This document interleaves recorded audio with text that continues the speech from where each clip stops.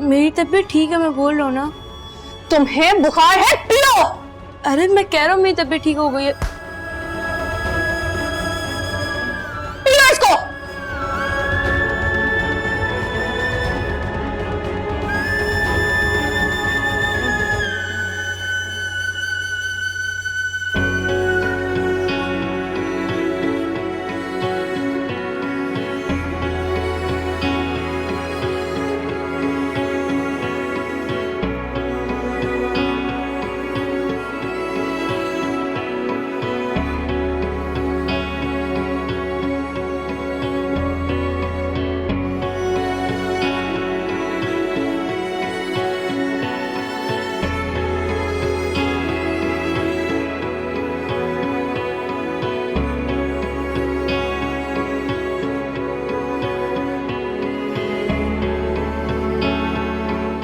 पापा, आपने तो कभी जानने की कोशिश भी नहीं की कि वो औरत मेरी माँ तो क्या केयर टेकर बनने के भी लायक नहीं थी। उसी ने मेरी पर्सनालिटी को तोड़ा।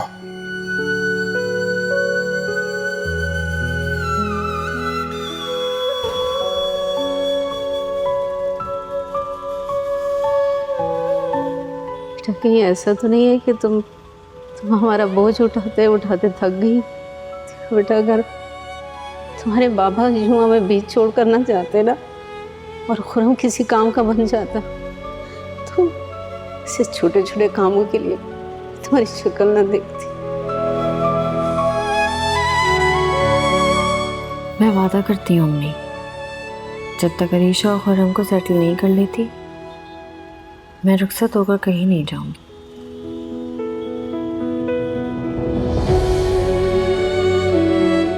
लेकिन अजीब बात है अम्मी, सिर्फ अरीशा और खुर्रम ही क्यों? मैं भी तो आपकी औलाद हूँ।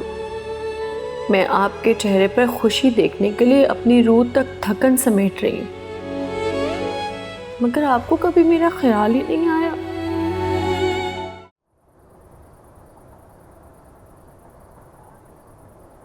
सच बात बताऊं तो भाभी, मैं तो बहन भाइयों में रिश्ते तय करने के हक में ही नहीं। छोटी छोटी सी बातें रंजिशों में तब्दील हो जाती हैं, फिर सारी जिंदगी ये रंजिशें चलती रहती हैं। जी ठीक कह रहे हैं आप। अब मुझे देखें, मैंने अपने दोनों बेटों की शादी आउट ऑफ फैमिली की है। दोनों कितने मजे कर रहे हैं। और एक आपका बेटा है फराज, कितना बुरा फंस गया। क्या मतलब सोहेल चाचा, मैं क्यों फंस गया? आप इससे क्या कह रहे हैं? इसको तो किसी की इज्जत और बेइज्जती का कोई पता नहीं है। ये तो चांदी की रिंग पहन के खुश है। जी बिल्कुल। अम्मी, हम इस पे ऑलरेडी बात कर चुके हैं ना, फिर बार बार एक ही किस्से को रिपीट करने का क्या फायदा? पूरे खानदान के हाथ में ना लतीफा आ गया है। इस तौहीन से तो अच्छा था कि वो रिंग पहनाते ही ना। हाँ बिल्कुल।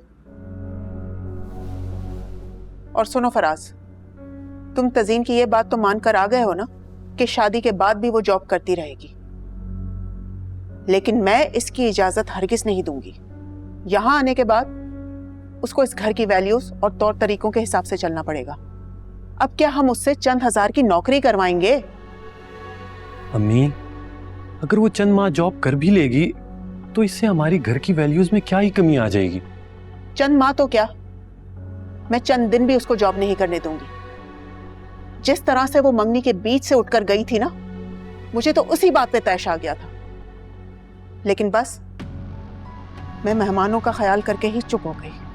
जाहिर है अब आप उसकी खाला नहीं, सास भी तो हैं। वैसे उसे भी इस बात का ख्याल रखना चाहिए था। वैसे भाभी, आपकी ये भांजी काफी तेज तर्रार लगती है। शादी के बाद सारी तेजियां निकल जाएंगी। भाई साहब, आप बेफिक्र रहें। अरे क्या क्या हो गया इसे? छोड़े सुहेल भाई, बस।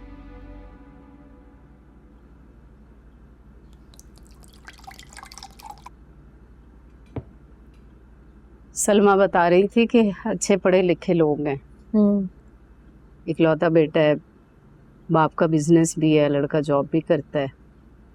सुनने में तो मुझे अच्छे लगे हैं, मैंने तो बुला लिया कल। मिलते हैं ना, अगर समझ आई तो डन कर दूंगी। सही अम्मी, जैसे आपको ठीक लगे कर लीजिएगा। ठीक तब होगा जब मुझे लड़का पसंद आएगा। मैं किसी दुकानदार से शादी नहीं करूंगी। और फराज भाई जैसा ना सही, मगर उनसे कम भी नहीं होना चाहिए। अब ये क्या बकवास है तुम्हारी? आप बकवास समझे या कुछ भी, मगर आप मुझे गले से नहीं उतार सकती।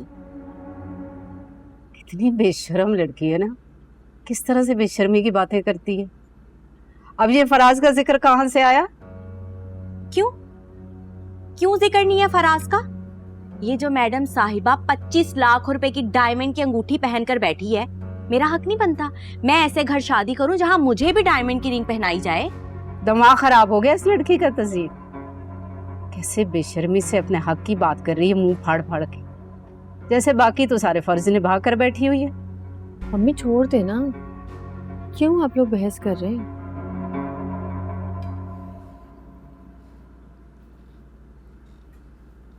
बुला ले कल उनको, देख ले लड़का कैसा, और ये भी देख ले आके। नहीं समझ आएगा तो मना कर दीजिएगा, फिर बात आगे बढ़ाने का कोई फायदा ही नहीं ना। अरे बेटा, यूं तो फिर हो गई इसकी शादी, सारी जिंदगी बैठी रहेगी माँ की चौखट पे। बड़े अफसोस की बात है अम्मी, एक बार अपने दिल पर हाथ रख कर देखें, कभी जिंदगी में आपने मुझे दुआ दी है? नहीं की तो तुम मेरा सर फाड़ दोगी क्या? हाँ। जाओ अरीशा, मेरे लिए चाय बना कर लाओ, सर में बहुत दर्द हो रहा है मेरे। बाद में बना के दूंगी। क्या हुआ बेटा, तुम्हारी तबीयत तो ठीक है, तुमने खाना भी ठीक से नहीं खाया। थकन हो रही है अम्मी बस। मेरी बच्ची काम भी तो इतना ज्यादा करती हो ना तुम, इसको देखो हडाराम को। उससे मेरी बचा ले, जो काम को हाथ लगा ले।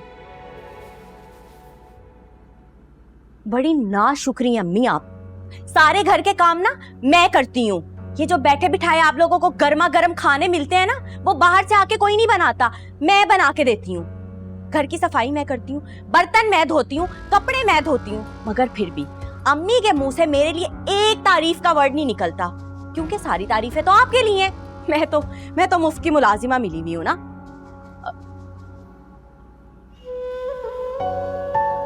तस्वीर, मुझे लगता है कभी कभी ये मेरे किसी गुनाह की सजा है। ऐसे मत बोले उसे अम्मी, आप उसको बहुत डांटने लगी हैं, पता नहीं क्या क्या बोल देती है, छोटी है वो। उसको देख लो, खुरम को पूरे दिन से गायब है, कोई अता पता नहीं है। शाम हो गई है। कॉल नहीं की उसने आपको?